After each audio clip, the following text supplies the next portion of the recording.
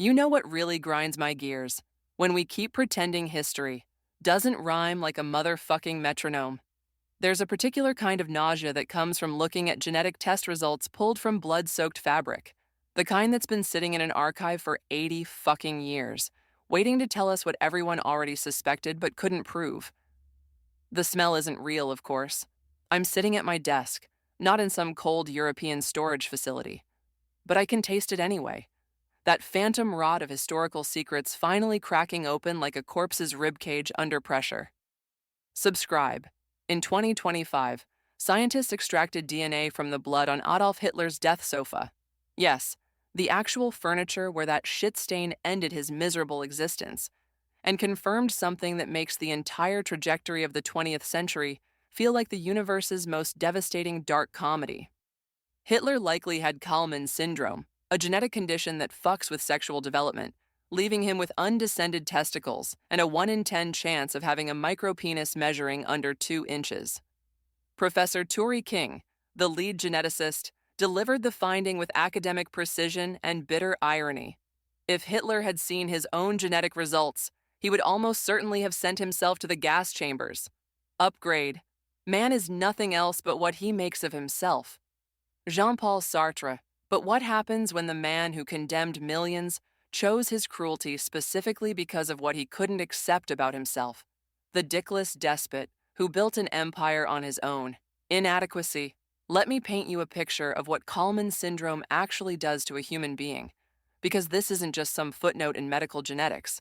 It's the fucking blueprint for understanding how personal inadequacy metastasizes into genocidal rage.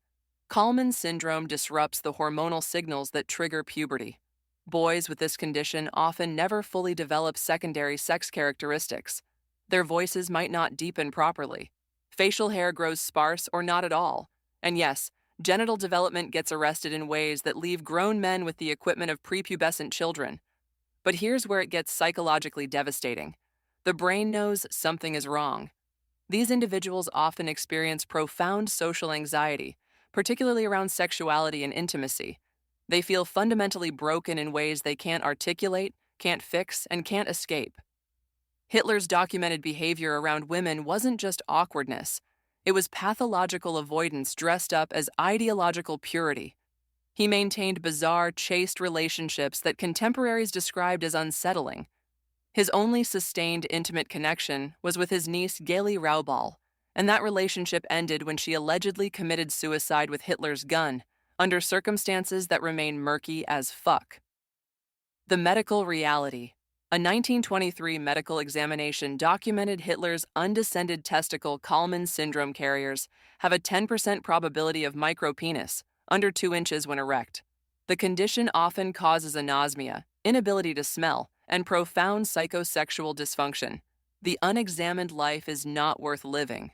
Socrates would be fucking appalled at what happens when self-examination curdles into self-hatred. And here we are, watching the genetic autopsy confirm what the British soldiers were singing about in Nabutwaz.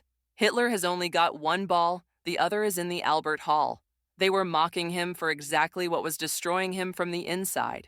The architecture of compensation through cruelty. Here's where my stomach starts churning like a washing machine full of battery acid and broken glass. The Nazi eugenic policies specifically targeted people with genetic defects. They murdered disabled children. They sterilized people with schizophrenia. They built an entire genocidal apparatus around the idea that genetic imperfection justified extermination. Hitler's DNA analysis revealed elevated polygenic risk scores for autism, schizophrenia, and bipolar disorder. Professor King was careful to note these scores indicate population-level patterns, not individual certainty, but the symbolism is too fucking perfect to ignore. Hitler would have been his own first victim under the system he created. This isn't just historical irony.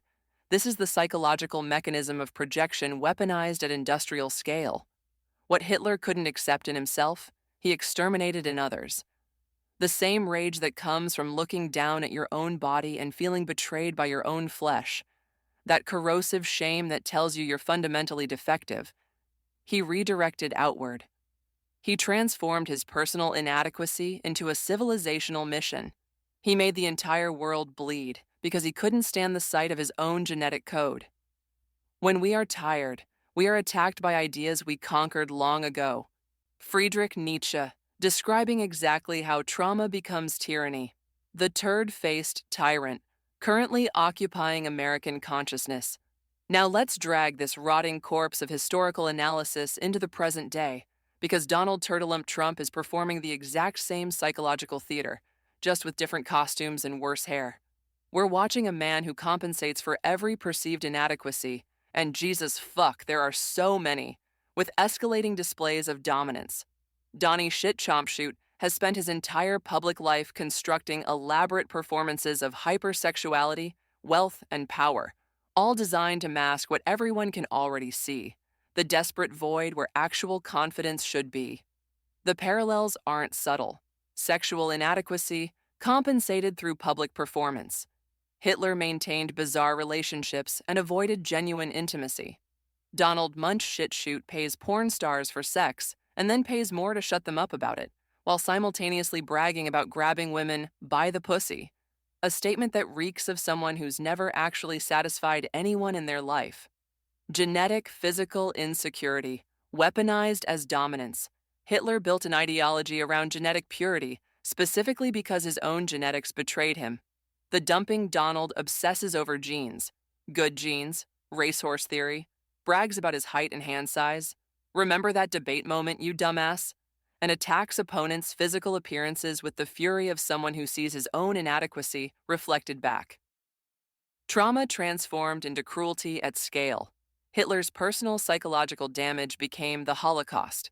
Trumpington to shitty gobhole's bottomless need for validation is currently manifesting as policies that deliberately separate families, target vulnerable populations, and inflict maximum suffering on anyone he perceives as weak, which is everyone who reminds him of what he fears most about himself. We must always take sides.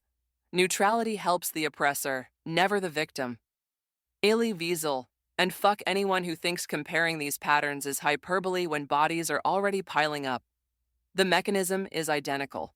Turn your own shame outward, find populations to scapegoat, build systems that punish in others what you can't accept in yourself, and convince enough people to participate that the cruelty becomes normalized. The genetic ghost that haunts our present. Here's what the documentary researchers emphasized and what we need to fucking understand. Genetics don't excuse evil. Professor King was explicit. You cannot see evil in a genome. Hitler's Kalman syndrome didn't make him murder 6 million Jews. His elevated polygenic scores for mental health conditions didn't force him to invade Poland. But, and this but is crucial, the psychological impact of these conditions, the shame, the inadequacy, the feeling of fundamental brokenness, created fertile ground for the particular flavor of compensatory cruelty he chose. Not everyone with Kalman syndrome becomes a genocidal dictator. Most live perfectly decent lives. But when someone with that level of personal damage gains access to power and finds a population desperate enough to follow them, the results are catastrophic. The scientific consensus, according to the research featured in Hitler's DNA, Blueprint of a Dictator, genetic predispositions combine with environmental factors and personal choices. The Channel 4 documentary makes clear Hitler's genetic profile increased certain risks, but didn't determine his destiny. We're watching the same fucking movie play out with Donald Shit-Eater, minus the Kalman syndrome, but plus every other form of narcissistic damage. A man so fundamentally broken by his own inadequacies that he'll burn everything down rather than admit he's not the image he's constructed. The difference, and it's a slim, shitty difference, is that Hitler had to build his genocidal apparatus from scratch. Donald Bukaka victim inherited a country with nuclear weapons and existing systems of oppression he can simply weaponize and amplify. The sad truth is that most evil is done by people who never make up their minds to be good or evil. Hannah Arendt, and we're watching that banality metastasize in real time, what we've chosen to ignore, while history beats us senseless. The synthesis here isn't complicated, even though we keep pretending it is. We have, yet again, elevated a deeply damaged man whose personal inadequacies require constant external validation through cruelty.